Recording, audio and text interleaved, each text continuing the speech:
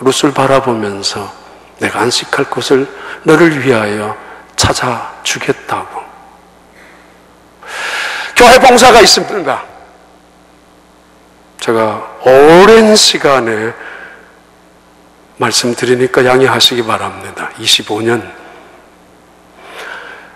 나이 드신 분들은 어떻게든지 이 봉사를 빠지고 싶어 합니다. 여러 가지 이유로. 괜히 봉사하다가 다치면은 뼈가 오래가고 이거 나중에 어떻게 됩니까? 또 봉사하다가 남들은 1시간 할 거 2시간, 3시간 하는 거 모범도 못 되고, 그리고 또 정신도 왔다 갔다 하니까 누가 될 것이고, 다른 사람들, 젊은 사람들과 같이 일하다가 또 덕도 안 될 것 같아서 내려놓고 싶은 마음도 있을 것입니다만은, 때때로 다른 사람들은 난 할 만큼 했어, 너희들이 다 해, 이제 60이 되면 나는 모든 것을 내려놓아, 이제는 가지고 와야지 라고 생각할 수도 있을 것입니다.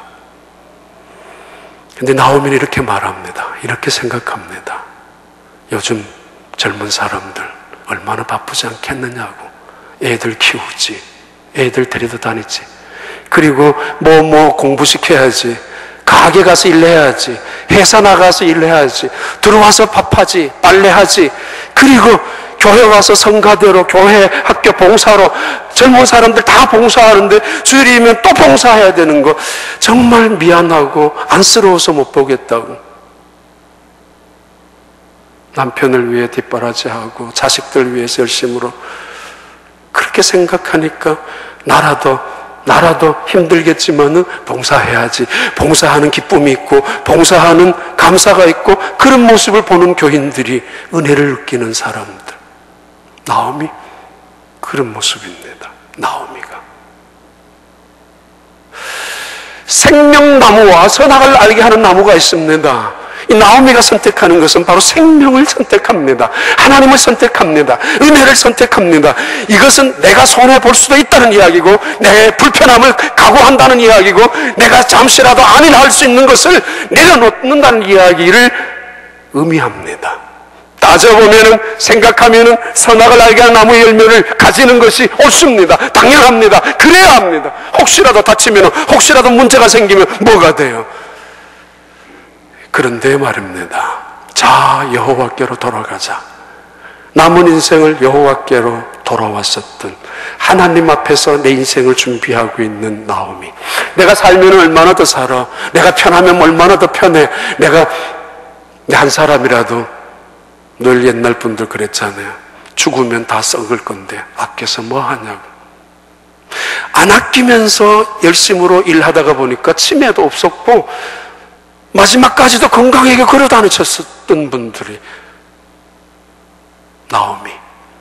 그는 곱게 늙어가신 할머니, 그리고 하나님의 은혜에 대해서 사모하며 하나님이 어떤 분인가를 알고 있는, 남은 인생은 하나님 앞에 전적으로 의지하고 있는 나오미. 믿음의 어머니의 모습 아닙니까? 3장 18절에 훨씬 더 중요하게 이렇게 던지고 있습니다. 이에 시어머니 일가 이르되 내 딸아, 이 사건이 어떻게 될지 알기까지 앉아 있으라. 그 사람이 오늘 이 일을 성취하기 전에는 쉬지 아니하리라 하니라. 보아스에게, 아니 룻에게 나오미가 말했습니다. 목욕을 하고 기름을 바르고 의복을 갈아입고 누워라. 그리고 그 자리에서 그 사람이 시키는 대로 행하라. 예배의 태도를 말합니다. 사실은 하나님 앞에 우리가 얼마나 간절하게, 얼마나 진실하게, 얼마나 겸손하게 그 하나님의 발치 아래에서 누워 있어야 될 만큼 그런 은혜를 사모하는 예배자의 태도의 한 모습일 수도 있습니다. 하나님 앞에 은혜의 한 조각이라도 붙잡고 싶은 예배자의 모습일 수 있습니다만은, 그리고는 보고했습니다. 시어머니 나오미에게, 어머니 시키는 대로 다 했습니다. 그래? 그러면은 이제부터는 기다려. 그분이 우리를 위하여 어떻게 행하실지 기다려. 하나님이 이 일을 어떻게 이루어 가실지 기다려. 하나님이 이미 이루으신 일도 내가 한 일이 아니라 하나님이 하셨고, 앞으로 이루어갈 일도 하나님께서 계획하셨기에 하나님이 섭리하시고 하나님께서 그 일을 통하여 하나님의 뜻을 이루어 가실 것이라고. 누가 뭐라든 말든 내 고집만 갖고서 우겨대는 사람들, 누가 어떤 의견을 내든 말든 상관없이 내 뜻만을 주장해서 그것이 통과하지 않았을 때, 그것이 묵살당했을 때 분을 참지 못하는 사람들, 믿음이라고 부를 수 있습니까? 그걸 열심이라고 할 수 있습니까? 고집이죠. 그래서 때로는 내 고집이 묵살당하고 내 뜻이 무시당했다고 혈기를 내면서 싸워야 되는 사람들 아닙니다. 1남선교회, 1여선교회, 2남선교회, 2여선교회, 50대 이상, 3남선교회까지 상록회는 말할 것도 없이 회의하다가 전부 이신점심으로 쳐다봐야 합니다. 싸우다가 다 입을 다물어야 합니다. 혈기 내다가 눈을 끔뻑끔뻑 해야 합니다. 왜요? 내 뜻이 이루어지지 않는다 할지라도 하나님이 하실 거야. 하나님이 이루어 가시는 곳이야. 교회는 하나님이 지금까지도 이루셨고 하나님이 지금 앞으로도 이루어 가실 것이야. 욕심으로 고집으로 똘똘 한평생 살아왔다 할지라도 나이가 들면은 버리는 훈련을, 이제는 하나님의 뜻에 쫓아가는 훈련을, 마지막 하나님 앞에 섰을 때 내 모습이 어떤 모습인가를 훈련해야 되는 그런 자리에 있는 것이 아닙니까? 상록대학에서 늘 하는 이야기들입니다. 나오미, 그가 몇 살인지 정확히 알 수 없습니다만 말합니다. 지혜롭게 내 딸 룻을 향하여 기다려라. 너가 설치지 마라. 이제부터는 할 만큼 했으니까 이제는 하나님의 일이 남아있고, 너가 고집 부리지 마라. 이걸 반드시 이루어야 된다고 욕심 부리지 마라. 이제는 그 사람의 몫이다. 그 사람의 지혜대로 그 사람의 처분대로 해야 될 것이야. 내 생각도 너의 생각도 내려놓고, 옳다는 생각도 내려놓고 하나님 앞에 맡기자. 그리고 그분의 뜻에 따르자. 내 고집대로 살아와 봤잖아요. 내 욕심대로도 살아와 봤잖아요. 남은 게 뭐 있어요? 후회와 원망밖에 더 있어요? 덕이 뭐예요? 하나님의 은혜로 살아온 거, 그게 덕이었죠. 경상북도 구미의 강임년 할머니 17살 때 결혼해서 48살 때 남편이 도망갑니다. 30년 만에. 그런데 아들 하나가 있었는데 아들이 죽고, 그리고 있었던 며느리도 재혼하고, 그 할머니는 손자 하나를 두고 행상으로 교육을 시켰던 분입니다. 근데 이놈의 남자가 죽기 1년 전에 돌아왔네요. 그 돌아온 남편을 받아들였습니다. 그런데 미안했는지 돈 3천만 원을 들고 들어왔다고 합니다. 그 3천만 원 1년 만에 죽고 나서 이분에게 알아서 쓰라고. 집을 팔고 밭을 팔고, 그래서 행상하면서 모은 돈 3억을 가지고 경상남도 창원대학교 장학금을 만들어 주었습니다. 살아오면서 영양실조로 쓰러진 적이 한두 번이 아니었던 할머니, 과로로 쓰러져서 피눈물을 흘리며 살아왔었던 이 할머니, 지나간 세월을 파헤치고 파헤치면 가슴속에 상처밖에 남지 않아서 한만 남아있고, 그것이 원이 되어서 귀신처럼 보복과 증오심으로 살아갈 수밖에 없었던 한 여인, 남편에게 버림받고 아들의 죽음의 비통함을 가지고 있었지만은, 그러나 그를 견디게 해 주었던 버팀목이 하나님이셨습니다.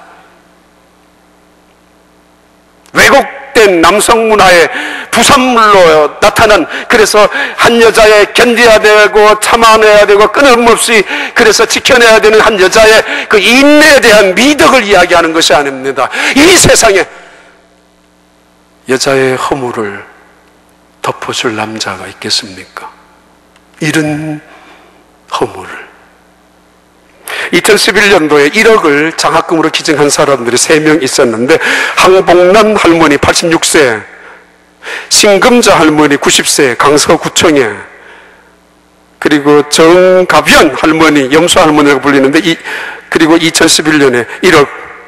이 세 분 다, 한 분은 췌장암에 걸려서 죽음 직전에 치료가 불가능한 그런 상황 속에서 내가 혹시라도 고침을 받으면 좋겠다라고 1억을 투자한 것, 장학금으로 준 것이 아니고, 한 분은 젊었던 시절에 평생 젊은 시절에 위안부로 끌려가서 그 잔인할 정도로 비참할 정도로 짓밟힘을 당했던, 살아왔던 한 여인, 그리고 폐지를 모으고 연료비를 절약해서 모았던 재산 1억. 또 한 분은 20세에 결혼했지만 3년 후에 이혼하고 그때부터 7세 딸 아이가 죽고 나중에 서울과 고향을 오고 가면서 모았던, 덜 먹고 덜 쓰고, 아니 안 쓰고 안 먹고 모았던 재산 1억.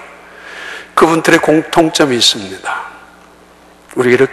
내가 이렇게 고통스럽게 살았지만은 이런 고통 속에서 공부하고 싶은 아이들, 그 아이들을 위해서 내놓습니다.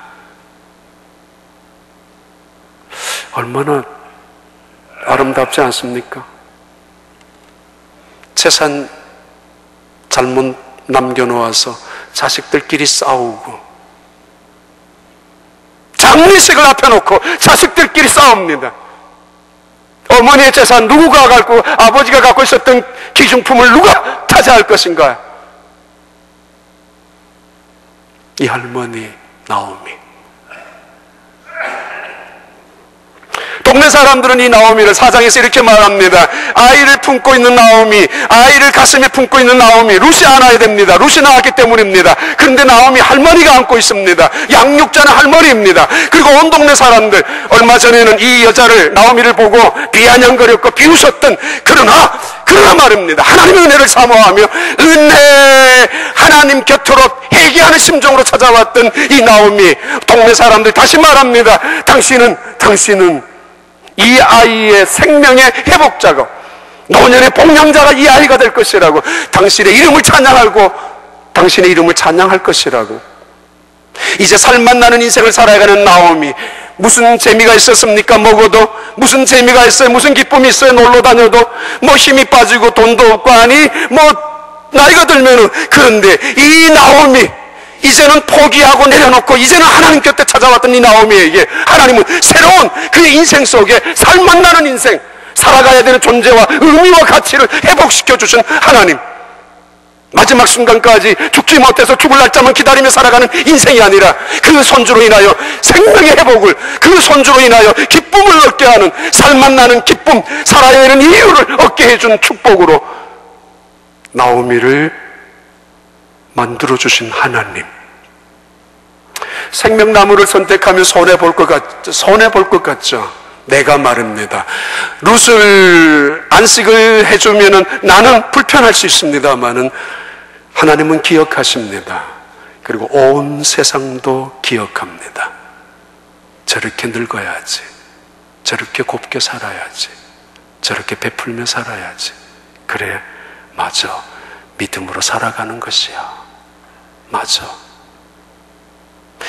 생명나무와 선악을 알게 하는 나무 속에서 이 룻이라는 며느리 룻은, 오르바는 여러 가지 이유로 따져봅니다. 할 만큼 했습니다. 그리고 고향으로 돌아갑니다. 선악을 알게 하는 나무를 쪽을 택하고 돌아갑니다마는 룻이라는 이 여자는 그렇지 않습니다. 1장 한번 볼까요? 14절의 말씀입니다. 그들이 소리를 높여 다시 울더니 오르바는 그 시어머니에게 입맞추되 룻은 그를 붙쫓았더라. 다바크. 어떤 일이 있어도 나는 내가 선택한 것을, 내가 결정한 것을 내가 받아들이겠습니다. 그것이 하나님의 뜻이라고 믿기 때문입니다. 다시는 나를 떠나가지 말게 하세요. 붙쫓았더라. 다시 강조합니다. 다바크. 한두 번쯤 선택하고 나서 할 만큼 했다고 뒤돌아설 수 있는, 그리고 뒤돌아설 수 있는 국리와 여유를, 숨은 카드를 만들어 놓고 여차하면 도망갈 틈을 만들어 놓고 하는 이야기가 아니라, 내가 당신을 떠난다면 죽는 일 외에는 떠나지 않겠습니다. 어떤 일이 오더라도 당신과 함께 하겠습니다. 복을 선택하는 길, 다바크. 복이라는 것은 바른 길을 걷는 것을 의미합니다. 바른 길. 어떤 길은 사람의 보기에는 바른 길이 있지만은 하나님 보시기에는 틀린 길이 있습니다. 사는 길이 있고 죽는 길이 있습니다. 생명의 길이 있고 죽음의 길이 있습니다. 어떤 길을 가는가? 바른 길, 생명의 길을 걷는 것이 복이라는 것입니다. 그 길을 붙잡았던, 생명나무를 붙잡았던 룻, 다박.